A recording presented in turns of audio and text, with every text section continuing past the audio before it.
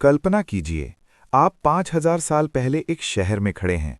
सीधी सड़कें, पक्की ईंट के घर, नालियों का बेहतरीन सिस्टम, व्यापार चल रहा है, लोग अपने काम में व्यस्त हैं।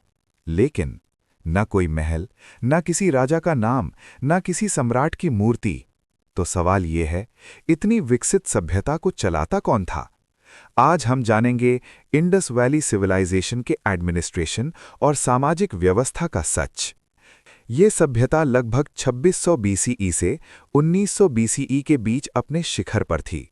इसका विस्तार आज के पाकिस्तान और भारत के कई हिस्सों तक था। मुख्य स्थलों पर ध्यान दीजिए। हड़प्पा, मोहनजोदारो, धौलावीरा, लोथल। इन सब स्थलों में एक अजीब समानता दिखती है। शहरी योजना, ईंट का स्टैंडर्ड साइज, नालियों का डिजाइन, वेट सिस्टम, ये सब किसी मजबूत प्रशासन की ओर संकेत करता है। Part 1, administration system. सबसे बड़ा प्रश्न, क्या हड़प्पन समाज में राजा था? आज तक किसी राजा का महल नहीं मिला, कोई राजसी कब्र नहीं मिली, कोई विजय स्तंभ नहीं मिला। इसलिए कई इतिहासकार मानते हैं ये एक सेंट्रलाइज्ड प्लानिंग सिस्टम था। लेकिन जरूरी नहीं कि ये मोनार्की हो। शायद ये प्रीस्ट ग्रुप के कंट्रोल में हो या व्यापारी वर्ग के कंट्रोल में। इस मॉडल को कुछ लोग मर्चेंट ओलिगार्की भी कहते हैं। Urban planning evidence. हर शहर 2 भागों में विभाजित था, सिटिडल, लोअर टाउन। सिटिडल ऊंचाई पर बना होता था। वहां बड़े पब्लिक स्ट्रक्चर्स मिलते हैं, जैसे ग्रेट बाथ। ग्रेट बाथ का निर्माण एक संगठित श्रम शक्ति का प्रमाण है। इसका मतलब है कि राज्य स्तर पर प्लानिंग होती थी। लोअर टाउन में आम लोग रहते थे। घर एक सिस्टमैटिक ग्रिड पैटर्न में बने थे। ये सब बिना एडमिनिस्ट्रेटिव कंट्रोल के संभव नहीं। स्टैंडर्डाइजेशन। पूरे सभ्यता में एक जैसे वेट मिले हैं। पत्थर के छोटे टुकड़े, क्यूबिकल शेप, सेम मेजरमेंट। ये बताता है कि ट्रेड रेगुलेट किया जा रहा है। स्टैंडर्ड ईंट का रेशियो था 1:2:4। इसका मतलब है कि किसी केंद्रीय नियम का पालन हो रहा है। Military evidence. अब एक और इंटरेस्टिंग बात, हड़प्पन साइट्स पर बड़े हथियार नहीं मिले, न तलवारों का भंडार, न सेना के प्रमाण। इसका मतलब हो सकता है ये शासन बल से नहीं, व्यवस्था और व्यापार से चल रहा था। हड़प्पन लोग व्यापार में कुशल थे। अंदरूनी व्यापार, बाहर का व्यापार। मेसोपोटामिया के रिकॉर्ड्स में मेलुहा नाम मिलता है। कई विद्वान इसे हड़प्पा से जोड़ते हैं। हड़प्पन सील्स वहां तक मिली हैं। एक्सपोर्ट आइटम्स थे cotton, beads, precious stones, metal goods. इसका मतलब है कि रेवेन्यू सिस्टम और ट्रेड मॉनिटरिंग स्ट्रांग था। ये सब किसी संगठित प्रशासन का प्रमाण है। Social structure.